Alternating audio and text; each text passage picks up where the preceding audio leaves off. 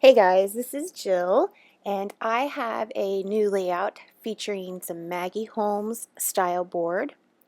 And I started with this piece of paper. This is the inspiration paper, and it's a cut apart sheet on one side, and on the back it's a mint and cream diagonal stripe.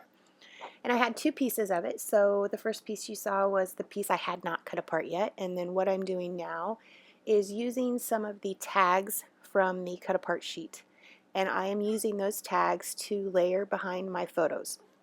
I had this series of 4 pictures from a couple years ago when my daughter received the cutest Hello Kitty headphones from her Aunt Lily, and my husband's really big into vinyl, so that's something you have to understand. Music and vinyl records, that's his thing, and so this layout is kind of a dedication to both the gift that my daughter received and my husband's passion and his hobby. So I cut apart the tags on the top half of the paper. One of them says most wonderful day, another one says you are first place, and then there's several that are just tags. So I cut those apart with my paper trimmer and added a little bit of twine, that is twine from American Crafts, and then I'm just gluing everything down and getting it arranged. When I have a series of photos like this one, I like to scrap them. If they're all together, they're all from the same little thing.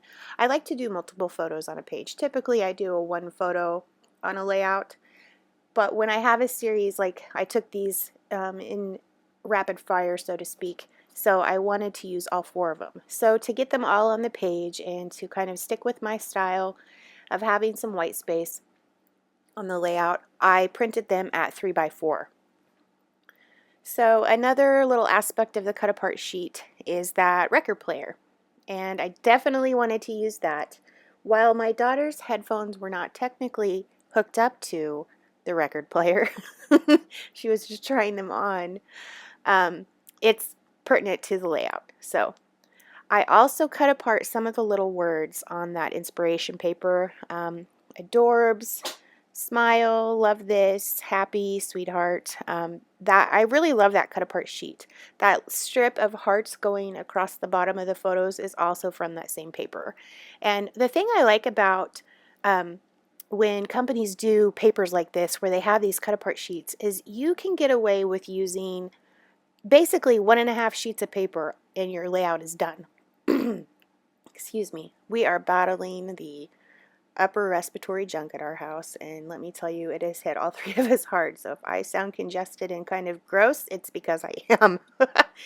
Anyway, so that's the thing I like about these pattern papers when companies do this. A lot of times they all will have in a collection at least one cut apart paper. And there were actually, I think, 2 in this Styleboard collection from Maggie Holmes.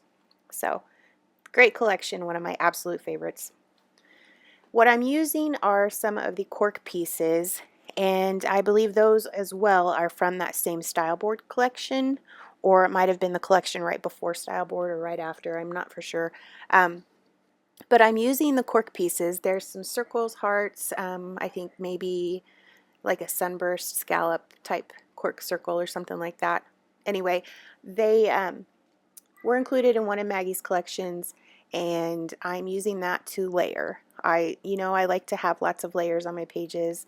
I like to have dimension and texture. It's kind of typical of what I do. And so I added some cork pieces behind some of the little cut aparts. So there I'm just getting it where I want it. I used some liquid adhesive behind the tags just to make sure everything's put in place. I've said it before. I keep saying it on all of my videos. I love liquid adhesive again. When I first started scrapping, I used it, and I was like, this is a mess. This is awful. Well, technology has improved so much in our lives since I started scrapbooking, and the improvements on glue are amazing in the scrapbooking world. So I'm using a bottle with a fine tip nozzle, and I put my liquid adhesive in there. And I just go to town squirting that behind my embellishments and papers and stuff to make sure everything's where I want it and that it gets stuck down. So to have some balance there at the bottom right of the page, I'm doing another cork piece. And I'm also using my tiny attacher. This is a tool that I use regularly. One of the best investments ever made. Love it. They've got the refills in the Walk Down Memory Lane store. So if you've got your tiny attacher, you know where to get the refills, get those little tiny staples for it.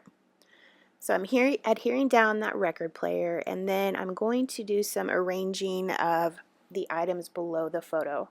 Because I'm using 4 photos, and I am using a text paper as the background, which I believe the name of that paper is Remember. And it says "Love This" in a typewriter font repeated over and over. It's just adorable. One of my favorite papers. I needed to have my journaling on an embellishment.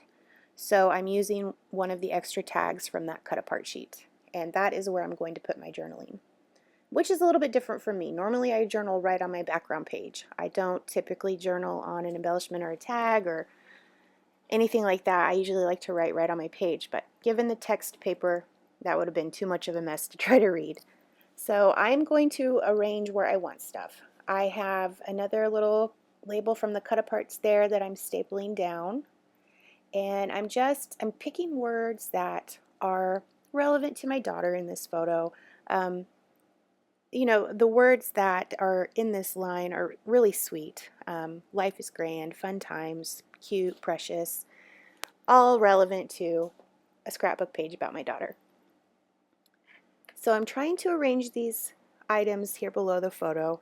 I want it to make sense. I wanted this embellishment cluster to look like an extension of the photo area above it. And so I'm trying to put things down in a way that makes it look like it all starts at the top left of the layout, and then you've got the tags and the photos layered on top, and then it's kind of going down the page to the bottom right. So I've got kind of a natural flow of how the eye would normally move.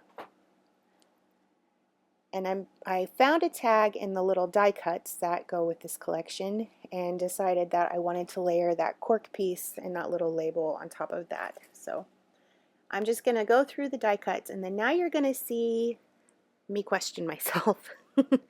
I really love that little card that says record on it, and I thought, well, how perfect is that? And I really wanted to use it, and then I also wanted to use the record die cut, but I could not get it to work out, and I'm going to mess around with it and rearrange. I had to have the tag there because I needed something for my journaling. And you don't have to journal on every layout. It was just significant that Quinn's Aunt Lily had sent her these headphones, and so I really wanted that included. So it was important to me that I have the journaling on this page. So I'm trying to figure out how to get it all on there so you can read all the words that I've chosen and see the die cuts, and that all makes sense. And basically what I end up doing is going back to what I had the first time. So don't second guess yourself. If you got something, just glue it down. If you like it and you're happy with it, don't question yourself.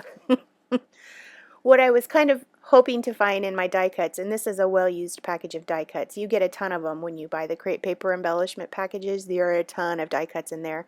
And what I was hoping to find were some other tiny little things that I could add as a layer. I like to have my things overlapped. I like to just have a nice textured layout.